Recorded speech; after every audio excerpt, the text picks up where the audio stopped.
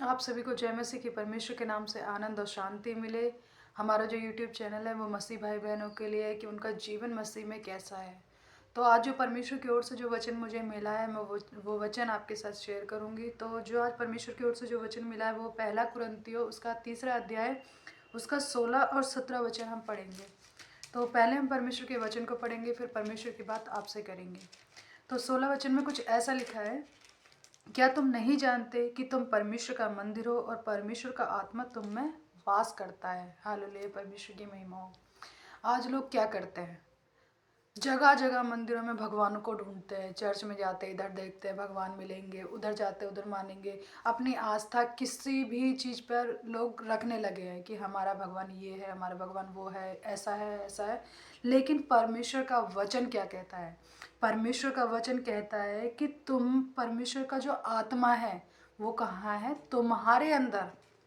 आप उसे कहीं और नहीं ढूंढ सकते, चाहे आप 10 जगह जाओ, 1000 जगह जाओ, लेकिन फिर भी परमेश्वर कहाँ मिलेगा आपको? अपने ही शरीर में। अगर इसी तरीके से अगर हम 17 वचन पढ़ते तो क्या लिखा है, यदि कोई परमेश्वर के मंदिर को नष्ट करेगा तो परमेश्वर उसे नष्ट करेगा, क्योंकि परमेश्वर का मंदिर पवित्र है और वह तुम हो। हालेलुया, परमेश्वर की महिमा हो। परमेश्वर क्या कह रहा है? परमेश्वर कहता है कि परमेश्वर का मंदिर कौन हो? तुम हो। आप अपनी शांति के लिए दूसरी जगह जा सकते हो जहाँ बहुत सारे लोग इकट्ठे होते हैं, लेकिन वहाँ जाने का कोई फ़ायदा नहीं है, क्योंकि परमेश्वर का मंदिर क्या है? आपका शरीर। और परमेश्वर ने क्या कहा है कि तुम्हारा शरीर ही पवित्र आत्मा का मंदिर है जिसमें मैं वास करता हूँ। हालेलुया।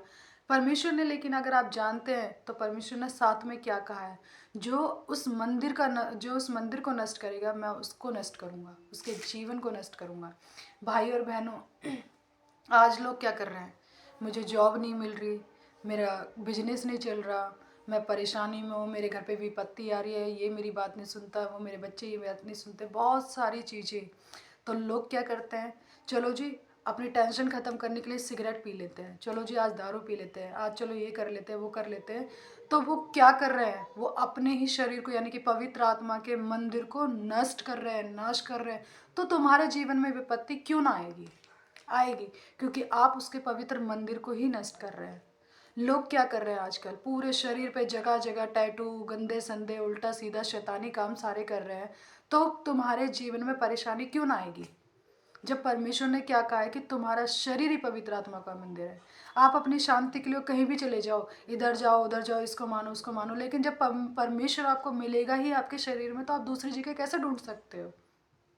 भाई और बहनों, इसी तरीके से अगर हम इसी का छठा अध्याय पढ़ते हैं, उसमें 19वें वचन में और 20वें वचन में क्या लिखा है, क्या तुम नहीं जानते कि तुम्हारी देह पवित्र आत्मा का मंदिर है और जो तुम में बसा हुआ है और परमेश्वर की ओर से मिला है और तुम अपने ही नहीं हो।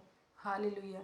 ये शरीर हमें परमेश्वर ने दिया है, ये शरीर हमारा नहीं है। अगर हम कहें ये मेरा शरीर है, मैं अपने शरीर पे घमंड करूँ, लोग क्या करते हैं, मैं ही तो करवा रहा हूँ अपने शरीर में, मैं ही तो दारू पी रहा हूँ, मैं ही तो सिगरेट पी रहा हूँ, मेरे तो नुकसान है।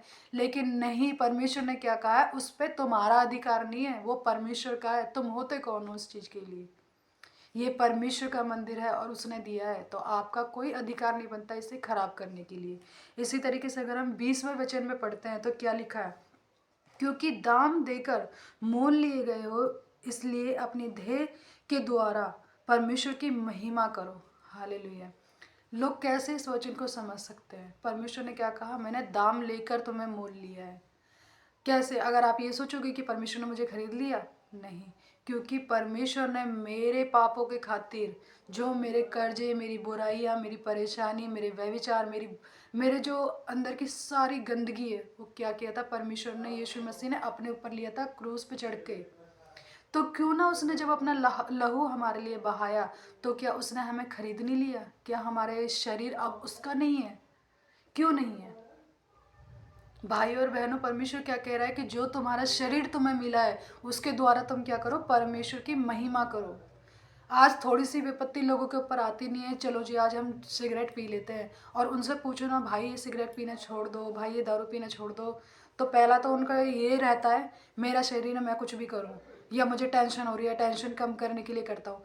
तो क्या जब यीशु मसीह ने हमारे पापों के लिए अपने आप को क्रूस पे बलिदान किया, हमारे लिए इतना दुख सहा, और आज जब हमें इन्हीं परिस्थितियों में, इन्हीं बुराइयों में जब परमेश्वर देखता है, क्या परमेश्वर आपसे कहता है चलो जी मैं दारू पी लूँ, मेरी टेंशन खत्म हो जाएगी, चलो मैं ये कर लूँ? क्यों? फिर आप उसका शरीर को, उस जो परमेश्वर ने हमें जो दिया है, जिसमें आप परमेश्वर खुद रहता है, उसे क्यों आप बर्बाद कर रहे हो?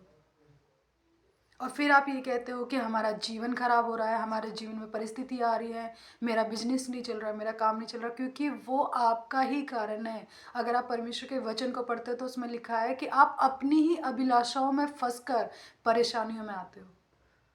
तो ये आपकी खुद की गलती है, ना कि परमेश्वर की। आज अगर आपका काम नहीं बन रहा तो परमेश्वर की गलती नहीं है, ये आपकी गलती है।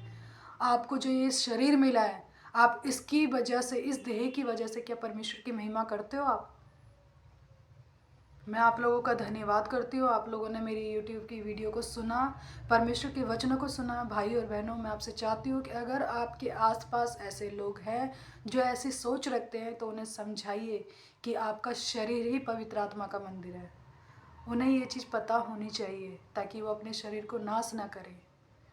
मैं आप लोगों का धन्यवाद करती हूँ कि आज की रात परमेश्वर ने बहुत अच्छा वचन मुझे दिया। बहुत बहुत परमेश्वर का धन्यवाद करती हूँ, सच में दिल से। परमेश्वर हर घड़ी हमसे बात करता है। इस वचन के द्वारा प्रभु आप लोगों को बहुत आशीष दे। आप लोगों को जय मसीह की। परमेश्वर के नाम से आपको आनंद और शांति मिले।